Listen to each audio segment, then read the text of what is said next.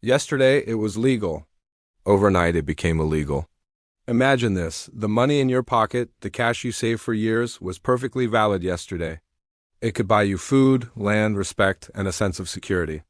But this morning, it's just paper. There was no warning, no transition period. No time to prepare. This isn't a scene from a movie. This is a true story from British India, 1946, the moment a government deleted its own money overnight. Back in the 1940s, British India was a massive economy, but not like today. There were no credit cards, no online banking, no instant money transfers. Cash was everything. Most people didn't trust banks.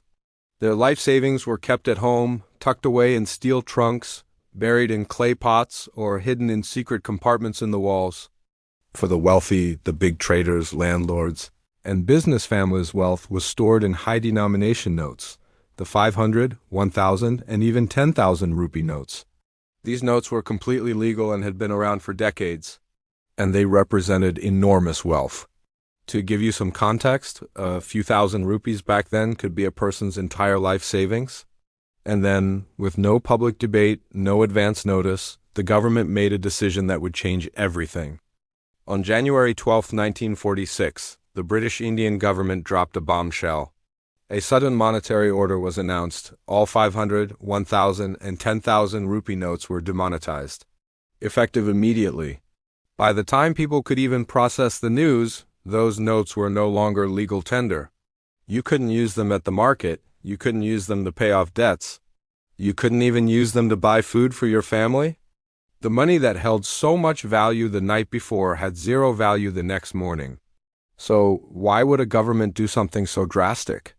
Officially, there was one main reason: to fight black money and tax evasion. During World War II, inflation had skyrocketed. War contracts, supply shortages, and widespread corruption had created a massive amount of hidden wealth. The British authorities believed that wealthy elites were hoarding cash and using these large notes to hide their illegal income. They figured that by removing these high-value notes, they could force all that undeclared money out into the open. In theory, the plan sounded simple. Anyone holding legitimate money could just go to a bank and exchange their old notes for new ones. But in reality, it was nowhere near that easy. The moment markets opened, chaos erupted. Confusion and panic spread like wildfire. Shopkeepers flat out refused to accept the large notes. Traders froze all major transactions. Daily wage workers, who often got paid in these notes, were terrified. Everyone was asking the same question: is my money useless now? Banks were completely overwhelmed. Long lines formed instantly, stretching for blocks. People clutched bundles of notes, desperately hoping they could still be exchanged.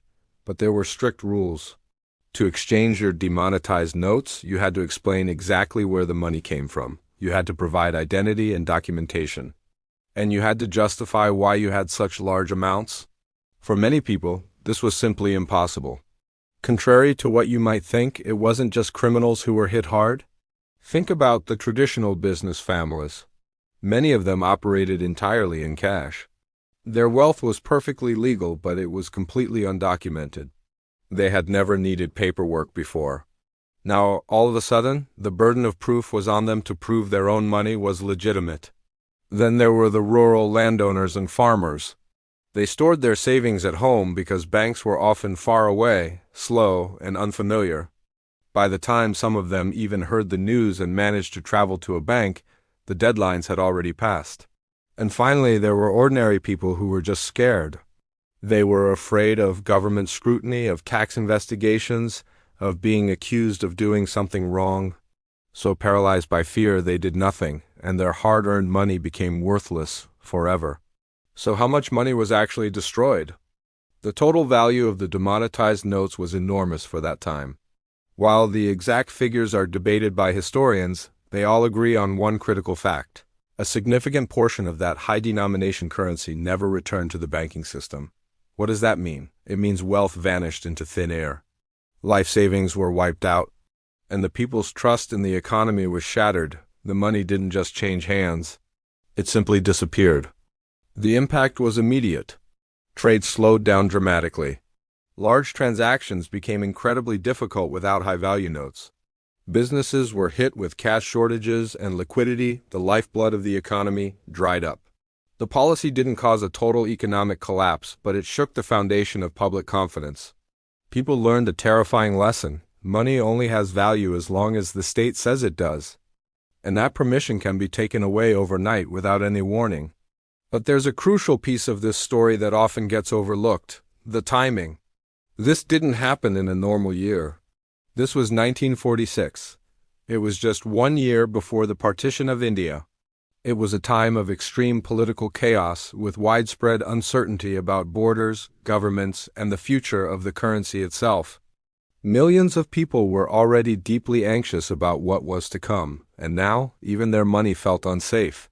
When India and Pakistan emerged as new nations in 1947, both inherited a legacy of broken trust, monetary instability, and a population traumatized by sudden, inexplicable loss. This demonetization became a quiet prelude to the economic uncertainty that would plague South Asia for years to come. So, did the policy actually work? Well, that depends on how you define success. Yes, some black money was certainly exposed. And yes, some hidden wealth was destroyed, but at what cost? Legitimate savings were lost forever. Public confidence in the currency was severely weakened.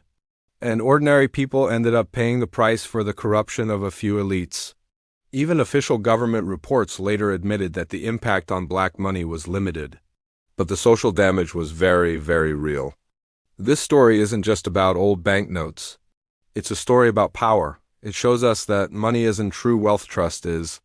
It proves that currency is not permanent. Government policy is what decides its fate. And it's a stark reminder that governments can rewrite economic reality overnight. For millions of people in 1946, this was a brutal awakening.